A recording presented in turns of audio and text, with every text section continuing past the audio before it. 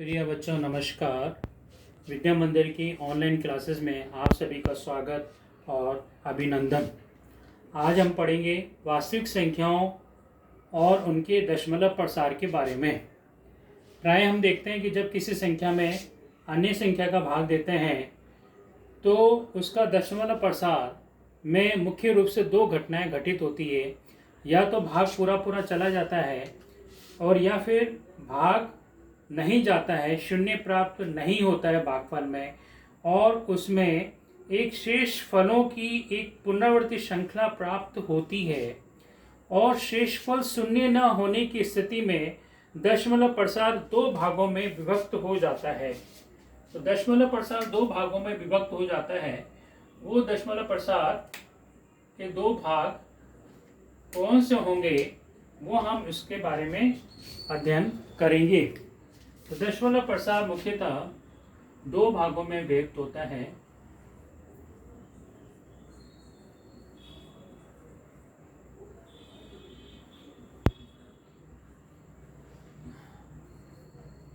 एक तो शांत दशमलव प्रसार,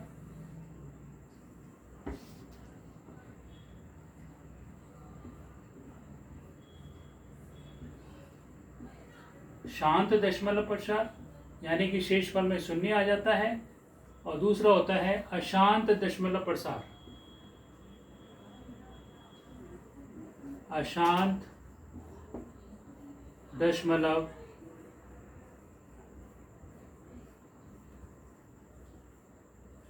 प्रसार, जिसको हम अनवसानी आवृत्ति भी कहते हैं। अनवसानी आवृत्ति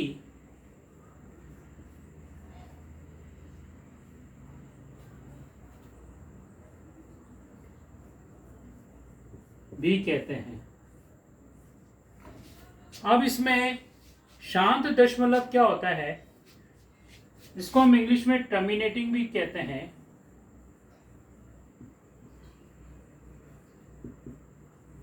और दूसरा इसको नॉन टर्मिनेटिंग भी कहते हैं। अशांत दशमलव इनको नॉन टर्मिनेटिंग डेसिमल कहते हैं।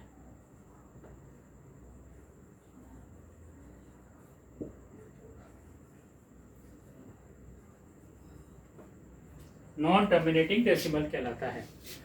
टर्मिनेटिंग डेसिमल क्या होता है कि कुछ चरणों के पश्चात, परिमित चरणों के पश्चात दशमलव प्रसार का अंत हो जाता है, जबकि अशांत दशमलव में चरणों के बाद शेषफल की पुनरावृत्ति होती रहती है, जिससे दशमलव प्रसार निरंतर जारी रहता है। अर्थात भागफल में अंकों का एक पुनरावृत्ति खंड प्राप्त होता है, जिसे हम अनवसानी आवृत्ति कहते हैं। अब इसके उदाहरण हम देखें कि जैसे हम इसमें उदाहरण लेते हैं 1/2। फॉर एग्जाम्पल हम लेते हैं 1/2। तो यहाँ पर दशमलव प्रसार 0.5 आएगा। 5 के बाद अंक नहीं आते हैं। दूसरे एक उदाहरण लेते हैं 639/250।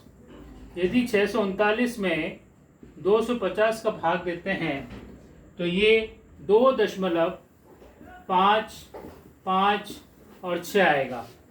और अशांत दशमलव प्रसार में जैसे हम यहाँ पर 1/3 लेते हैं, तो 1/3 में यहाँ पर हम देखते हैं कि 0.333 ये आगे तक चलता रहेगा। भागफल में हमें शून्य प्राप्त नहीं होगा, जिसको हम 0.3 बार से भी प्रदर्शित कर सकते हैं। ऐसे अनेकों उदाहरण हो सकते हैं। और अब हम आगे इसमें चलेंगे कि हम कोई भी परिमेय संख्या दी हुई है, उसका दशमलव प्रसार हम किस प्रकार ज्ञात करेंगे, इसके हम उदाहरण लेते हैं। कोई भी परिमेय संख्या दी है, उसका दशमलव प्रसार ज्ञात करना। उसका दशमलव प्रसार हम कैसे ज्ञात करेंगे, एक उदाहरण हम लेके देखते हैं। जैसे यहाँ पर 7/8। अब हम यहाँ पर 7 में 8 का भाग देंगे। 7 में हम 8 का भाग देते हैं।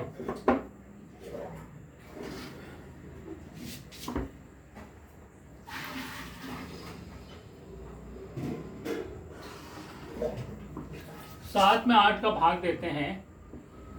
यहाँ पर दशमलव आएगा, यहाँ 0 आएगा, 8 अट्ठे 64 आएगा।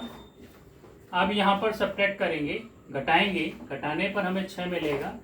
फिर यहाँ शून्य लगाएंगे, 8 सत्ते 56 आएगा। फिर यहाँ हम माइनस करेंगे, फिर यहाँ शून्य लगा के 60 में से 56 को घटाएंगे, 4 आएगा। फिर हम 0 लगाएंगे, 8 पंजे 40 आएगा। अब इस 40 में से 40 को घटा देंगे तो हमें जो शेषफल मिलेगा वो हमें शून्य प्राप्त होगा। यानी कि इस तरह का जो दशमलव प्रसार होगा वो शांत दशमलव प्रसार होगा। अब इसी तरह से हम एक अशांत दशमलव प्रसार का उदाहरण लेते हैं। अशांत दशमलव प्रसार का उदाहरण क्या हो सकता है वो हम देखते हैं। जैसे 1/7 का हम प्रसार करके देखते हैं।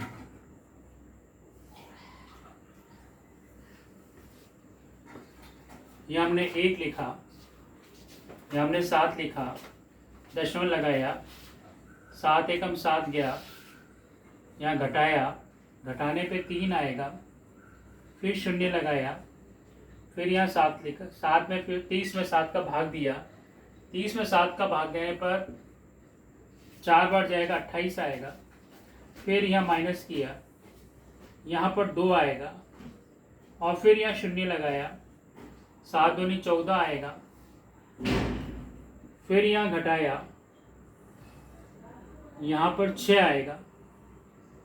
फिर 7 अट्ठे 56, 8 बार भाग जाएगा। फिर यहाँ हमने घटाया। इस प्रकार ये भाग चलता रहेगा। यहाँ पर 4 आएगा, फिर शून्य लगाया, 7 पंजे 35 आया। फिर 40 में से 35 को घटाया, फिर यहाँ 5 आएगा। फिर 7 सत्ते 49 किया, घटाया, 49 को घटाने पर यहाँ पर 1 आएगा। फिर यहाँ 0 लगा के फिर हमने भाग दिया, 7 एकम 7, घटाने पर हमें यहाँ पर 3 मिलेगा। हम यहाँ पर देखेंगे कि यहाँ पर अंक की पुनरावृत्ति हो गई है। यहाँ भी 1 आया था, 10 हुआ था, यहाँ भी 10 हुआ था, परंतु पुनरावृत्ति होने का अर्थ है कि वापिस हमें 1 4 2 8 5 7 1 मिलेगा। तो हम इसको, इस प्रकार के प्रसार को हम अशांत दशमलव प्रसार कहते हैं, या अनवासानी आवृत्ति दशमलव कहते हैं। हम इसको लिख सकते हैं 0.1428557। इस तरह से हम लिख सकते हैं। इसके ऊपर बार का निशान लगा देते हैं, यानी कि इसमें अंकों की जैसे हम बार हटाएंगे, संख्या को आगे बढ़ाएंगे तो वापस 1 4 2 8 5 7 मिलेगा, और इस तरह से अंकों की पुनरावृत्ति होती रहेगी और शेष फल में हमें शून्य प्राप्त नहीं होगा। अब हम अगला जो बिंदु हम लेंगे, अगला पॉइंट हम लेंगे कि परिमेय संख्या को P/Q के रूप में कैसे व्यक्त करें। यानी कि कोई भी संख्या दी हुई है, अपरिमेय संख्या दी हुई है, उसको P/Q के रूप में व्यक्त करना। संख्याओं को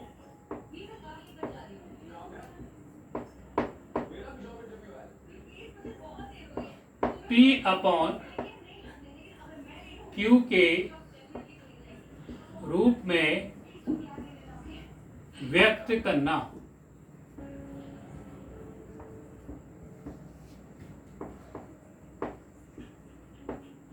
मान लीजिए हमें पहला उदाहरण है 0.333, ये आपको दी हुई है, इसको आप P/Q के रूप में लिखें। तो माना हम इसमें पहले x ले लेते हैं, x का मान बराबर है 0.33333। अब यहाँ पर हम x बराबर, अंकों की यहाँ पर पुनरावृत्ति हो रही है तो हम यहाँ पर 0.3 बार कर देंगे, और अब दोनों पक्षों को हम 10 से गुणा करेंगे। 10x बराबर 0.333 10x बराबर 0.333 इंटू 10 कर देंगे तो यहाँ पर आएगा 3.3333।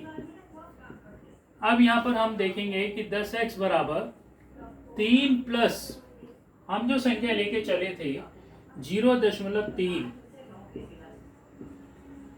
इसको दो भागों में विभक्त कर देंगे तो 10x बराबर 3 प्लस x आएगा। इस x का हम पक्षांतन कर देंगे तो 10x बराबर 10x माइनस x बराबर 3 आएगा और 9x बराबर 3 होगा और x बराबर 3/9 होगा तो x बराबर 1/3 आएगा। इस प्रकार का जो रूप मिलेगा हमें P/Q के रूप में मिलेगा। बहुत ही कठिन, बहुत ही सरल है, कठिन नहीं है। आप इसको और दूसरे उदाहरण से, एक और उदाहरण से हम समझ सकते हैं। वैसे मैंने PDF में 2-3 क्वेश्चन सॉल्व करके भेजे हैं, उसके अनुसार ही आपको अन्य प्रश्नों को हल करने हैं। जैसे मैं लेता हूं, दूसरा सवाल है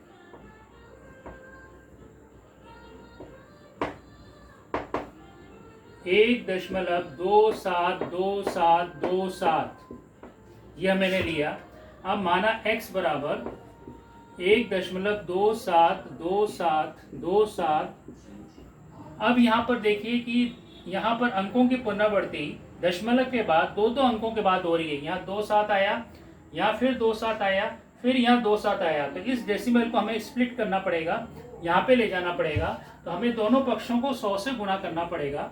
दोनों पक्षों को 100 से गुणा करने पर 1.272727 इंटू 100 से गुणा करेंगे तो यहाँ पर आएगा 100x बराबर 127.272727। अब यहाँ पर हम लिखेंगे गुणा करने के बाद, अब यहाँ लिखेंगे 100x बराबर,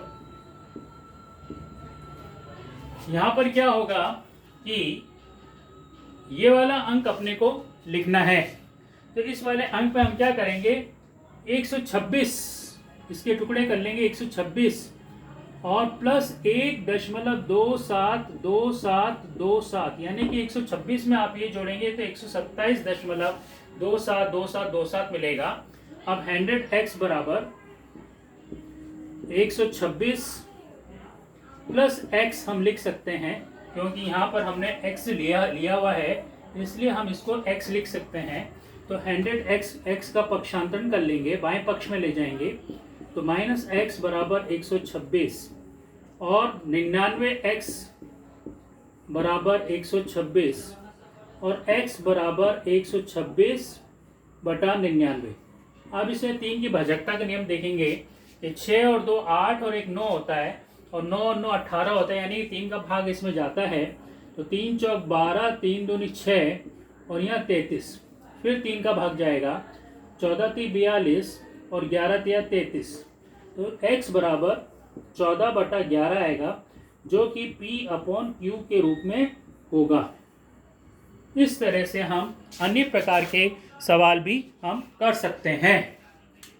अब हम आते हैं, नेक्स्ट है कि दो अपरिमेय संख्याओं के बीच में अपरिमेय संख्याएं किस प्रकार लिखें। बहुत ही सरल तरीका है। एक मैं परिमेय संख्या का प्रसार बताता हूँ, एग्जाम्पल लेता हूँ। दो अपरिमेय संख्याओं के बीच में परिमेय संख्या निकालना। दो अपरिमेय संख्याओं के बीच में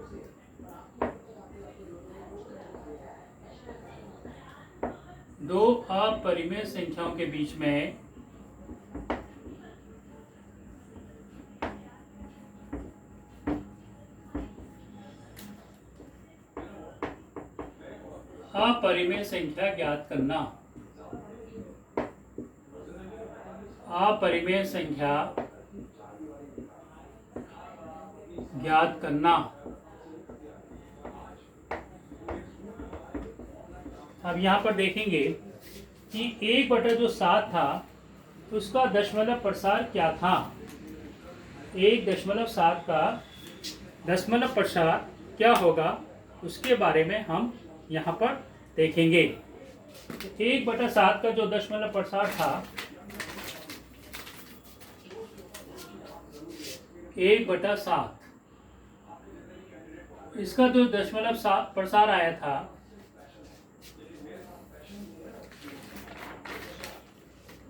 0.142857 बार लगा देंगे क्योंकि संख्या का रिपीटेशन होगा, पुनरावृत्ति होगी। इसी तरह से हम 2/7 का लिखें, 2 में 7 का भाग 0 के बाद में 2 बार जाएगा, तो यहाँ पर 2 आया हुआ है। इसके बाद हम 8, 5, 7, 1, 4 लिख देंगे।